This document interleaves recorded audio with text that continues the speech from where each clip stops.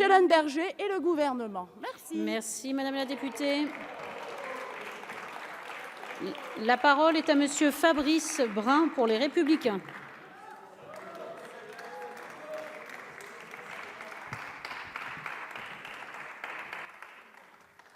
Bonsoir, Madame la Présidente.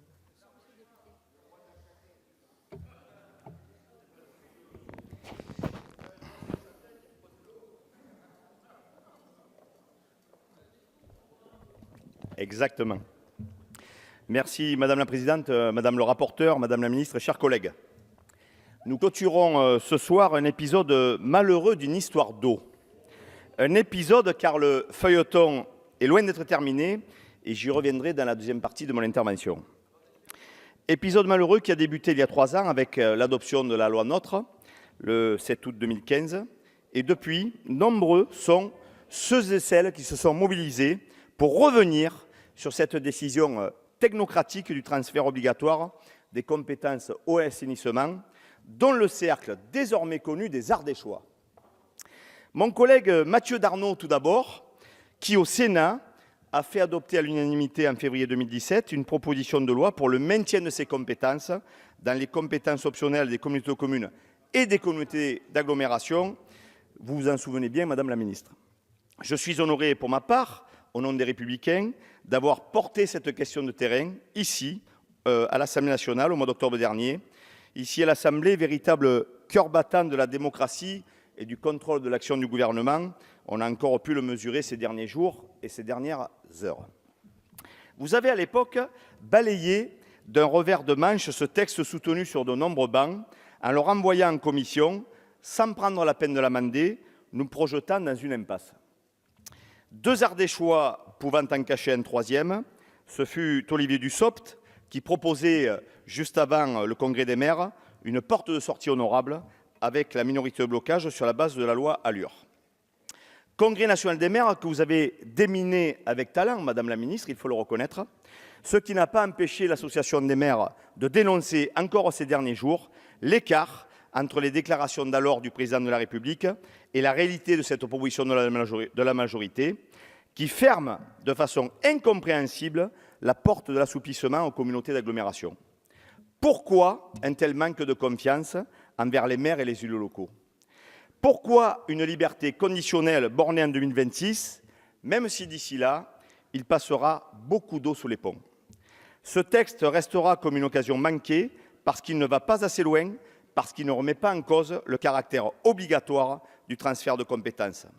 Nous continuons de penser que les communes sont les mieux placées pour appréhender l'échelle pertinente de mutualisation des services, les mieux placées pour organiser efficacement l'exercice de ces compétences en fonction notamment des caractéristiques de la ressource, caractéristiques complexes et diverses sur le terrain, particulièrement en zone de pente et de montagne, comme l'a rappelé Mme Battistel et comme le rappellera Mme Genevard tout à l'heure.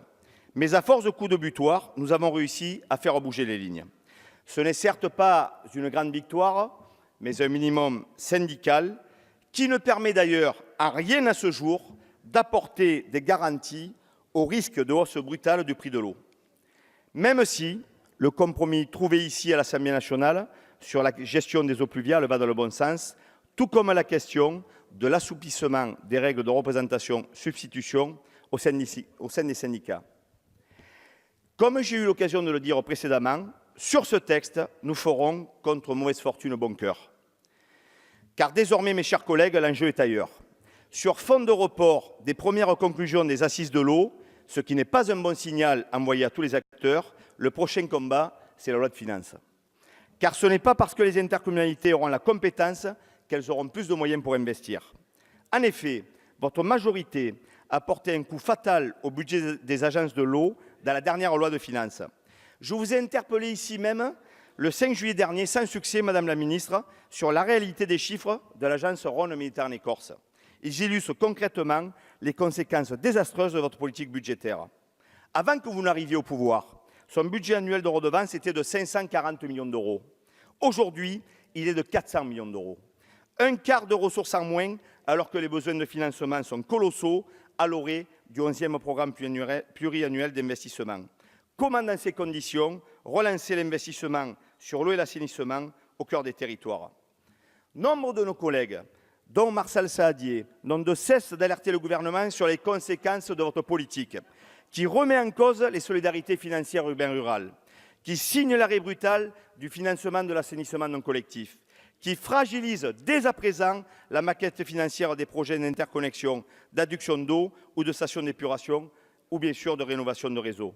Vous avez pris le risque de remettre en cause un principe fondamental dans notre pays qui veut que l'eau paye l'eau, mais tout n'est pas perdu. Travaillons ensemble la loi de finances 2019 pour redonner à notre pays les moyens d'investir demain dans nos infrastructures d'eau et d'assainissement. Il y a urgence, c'est une priorité absolue, un levier de développement qui doit tous nous réunir, avec une conviction partagée, investir dans l'eau est bon pour l'environnement, bon pour l'activité et bon pour l'emploi. Je vous remercie.